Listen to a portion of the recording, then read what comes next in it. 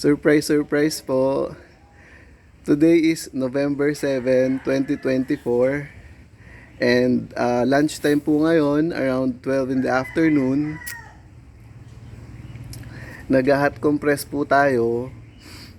Kung napanood nyo po yung vlog ko kahapon, doon po yung inamin ko na may sakit po ako. And ayun po, hanggang ngayon po, nagpapagaling po ako. And regarding po dun sa video na yon about dun sa pag-amin ko ng sakit ko, panoodin nyo na lang po, hindi ko na po ulitin. So itong video po kasi na ito is nabitin po ako kahapon. I am supposed to teach you guys kung paano ko mag-massage, ganon. So nag 15 minutes, pinutol ko na. So ngayon po, gagawin ko na po yon. So ayun po, nagpapahinga lang po ako ngayon dito, lunchtime. And siguro after 2 hours, nag-hot compress po ako. Ito po yung gamit ko. Mainit po yun na tubig yung laman nito. And then, ayan. Diba guys, kung dito sa Philippines, uso yung kasabihan nga nila na lamig-lamig, sabi nila. So ayan, since nararamdaman ko na tawag dito, yung lamig-lamig sa katawan ba? Ayun, so hindi ako makapag-hot compress pag mainit yung panahon. So ngayong medyo malamig na yung panahon, ayan, kaya na nating mag-hot compress para sa mga lamig-lamig sa katawan. And ayun, ngayon hindi lang hot compress ang gagawin natin. First time ko rin pong gawin ito. Lalagyan ko na po ng ointment na Tiger Balm. Ito po yun. Na-review ko na po itong ointment na to sa ibang videos ko. Kung gusto niyo pong mapanood yun, ayun, isearch nyo na lang po sa YouTube channel ko. So ayun po, ito pong Tiger Balm na ito is parang katulad lang din po ng mga omega ito, efficacent, ganon. Ang gusto ko lang po dito is mabango siya. Hindi po siya matapang na amoy, pero matapang po yung ano niya, efficacy niya. Kumbaga, mararamdaman mo talaga siya, pero yung amoy niya hindi ganun katapang. Ayun. Amoy cinnamon po siya, and then ayun. So, ayan, mag-massage na tayo. So, ang gagawin ko po is itong Tiger Balm, ointment po ito. Ilalagay ko po dito sa bote, outside the bottle. Ayan, papakita ko na lang po sa inyo. Let's start po.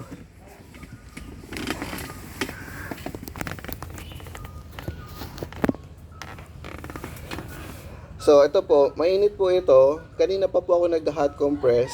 So, ngayon medyo warm na lang siya, hindi na ganun kainit, which is okay kasi po ididikit ko po ito mismo sa balat ko, ganyan, kasi nga po ipapahid po natin itong Tiger Balm. Kung hindi naman po ako nag-hot compress, ang ginagamit ko lang pong pangpahid nito is it's either kamay or shell. Yung makikita nyo pong ginamit ko yung shell sa mga ibang vlogs ko, panoorin nyo na lang po doon. So ito po yung Tiger Balm. Less than 100 pesos lang po yan. To be precise, I think nasa ano lang po siya, around 94 pesos. Ilang grams to? 19 grams, 94 pesos. Ayun, sa Pure Gold, Mercury, meron po niyan. And then, ayun, mag-massage na po tayo. Sabi nila guys, pag talagang matagal kayo nag-massage, huwag agad kayong maliligo. So ngayon, after ko po nito, magla-lunch po muna ako, and then maliligo ako after 2 hours. Kasi nga, baka hindi po okay po yun, nakaka-massage nyo lang. So ang gagawin po natin, ayan, i-hot compress lang po natin sa mga katawan natin na sa tingin po natin medyo masakit, ganyan. So iikot-ikot nyo lang pong ganyan. Pero syempre, para mas effective. Actually, sabi ko nga guys, first time ko pa lang to. So hindi ko alam kung itong Tiger Balm, ilagay na kaya natin dito directly sa bottle o sa skin. Siguro sa skin na lang, ano, tapos igagano natin. Alright. So trial and error pa lang. So siguro ganyan lang karami. Ayan, ipahid lang natin ganyan. And then hayaan na po natin na hindi po ito sponsored video ha, hindi po ako sponsored video ng Tiger Balm. Pinapakita ko lang po talaga sa inyo. So ayan, So itong warm water na ito is enough para matunaw itong ointment na solid na ito. Ayan. So ganyan, igaganyan po natin. Ayan. Pero ako mostly sa back. So sa back po natin, ito try po natin sa back. Ayan. Medyo hindi po komportable itong position natin. Pero ayan, ganyan po. Ayan. Siguro para mas makita nyo. Ganyan. Sayang naman yung pag, ayan. Ganyan na po natin.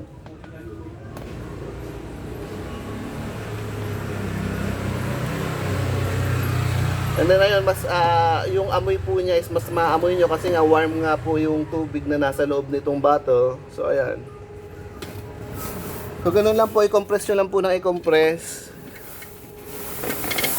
Akala ko magiging madulas siya pero hindi naman. Ganun.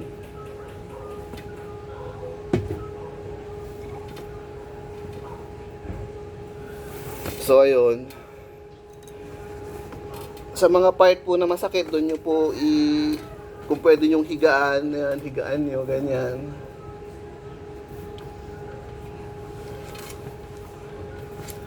So ayun, kahapon po nakwento ko sa inyo about dun sa pag-inom ko po ng medicine for gout. So ayun po, this morning uminom po ulit ako, 300 grams po yun, 300 milligrams. So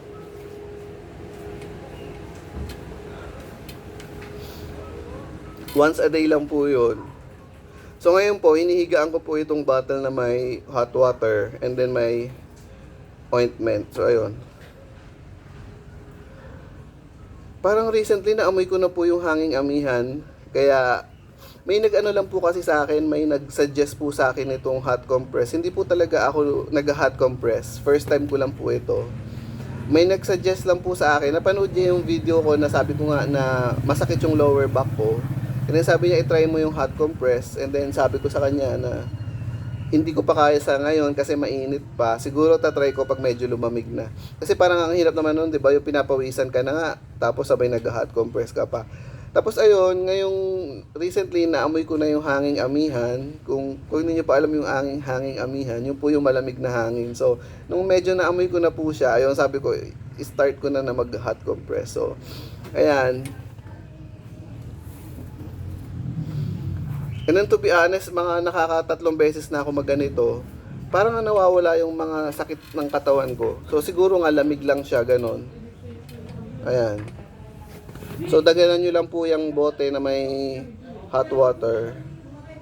Ayan, ganon. Kahit hindi nyo na po igalaw-galaw, kahit naka-steady lang po siya, basta nako-compress lang po siya sa katawan nyo. Ganon. Tapos may ano pa po tayo, may ointment pa po tayo. Talagang pak na pak po tayo dito. And ayun, ang gusto ko rin po sa ointment na ito, di ba nga po sabi ko, hindi po matapang yung amoy niya.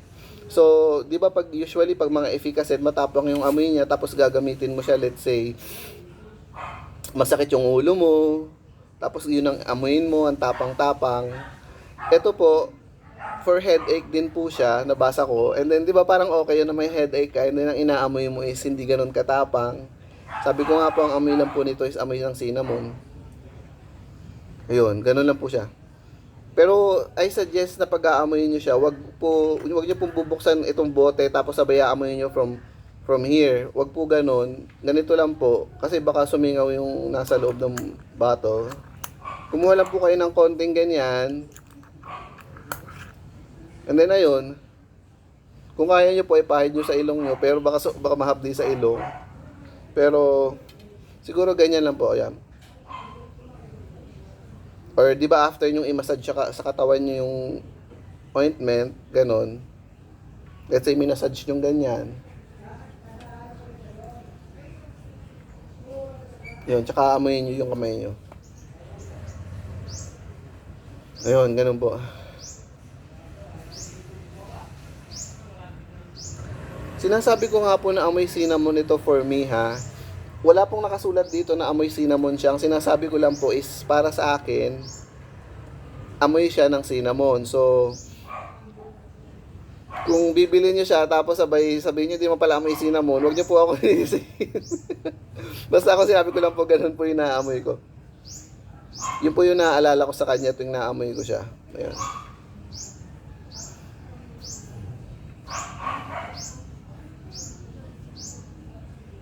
Pero yung mentholated effect po, mentholated smell, mentholated effect, ewan ko kung meron po talagang amoy ang menthol.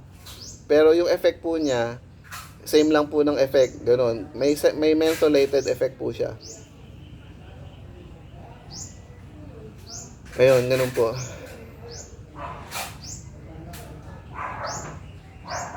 So ngayon nakahiga pa rin po ako sa bote na may hot water. Ayan. Kung ano po yung part na masakit sa akin, yun po yung inihiga ko sa kanya. Ayan. Ayun nga pala, mga ka-surprise. Yung kinukwento ko po sa inyong gout ko, kasi marami po pwedeng puntahan yung gout. Di ba pag may mataas yung uric acid natin, magfo-form po siya, and then pupunta po siya sa mga kasukasuhan or joints.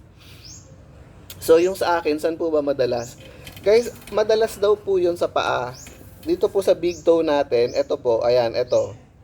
Madalas po yan dyan. So, makikita nyo po mamamagayan.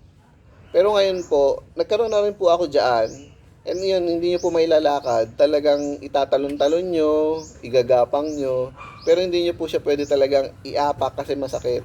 So ngayon po, dito naman po sa part na ito, dito po sa part na ito, at dito po hindi na po ngayon, dito naman po siya nag-deposit. Ayan, dito. And ayun nga po, good news kasi nag-subside po yung pananakit niya.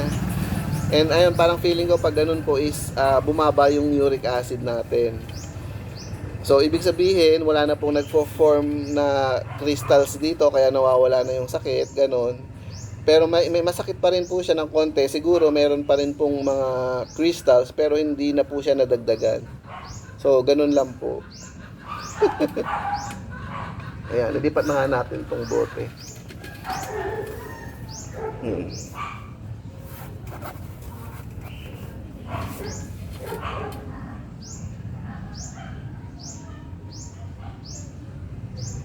Kahapon na kwento ko rin po sa inyo na sana sa mga ganitong setup, di ba, lalo na paghapon or namamahinga tayo, masarap sana magpabango. Kaso nga lang, pag naglagay ka po ng mga ganitong menthol, syempre hindi na tayo magpapabango kasi po, mawawala lang din yung, maghahalo-halo na po yung amoy. So yan, mamaya-maya po, pagkaligo ko, after siguro 2 hours, ayan, magla-lunch po muna tayo, and then after 2 hours, pagkaligo po natin, tsaka tayo magpapabango pag wala na yung amoy nitong menthol. Although siguro, kahit naman hindi na ako magpabango, gusto ko na rin ito amoy nitong Tiger Balm. Kahit ito na lang yung naamoy ko, pwede na. Soothing pa, di ba? Soothing. Ayan.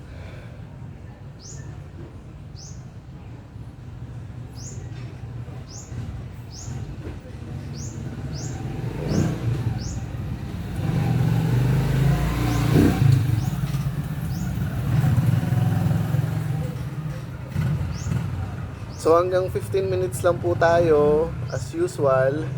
Hindi po tayo humahaba ng hanggang 20 minutes. Ayun, kung gusto niyo po mapanood yung mga ibang massage video ko, ayan, nasa YouTube channel ko po yun, Anon Cheng. Ayun, i-subscribe nyo po, i-share nyo po, tulungan nyo po ako maka-reach ng maraming subscribers. Ayan. And, yun lang po, puputulin ko na po yung video.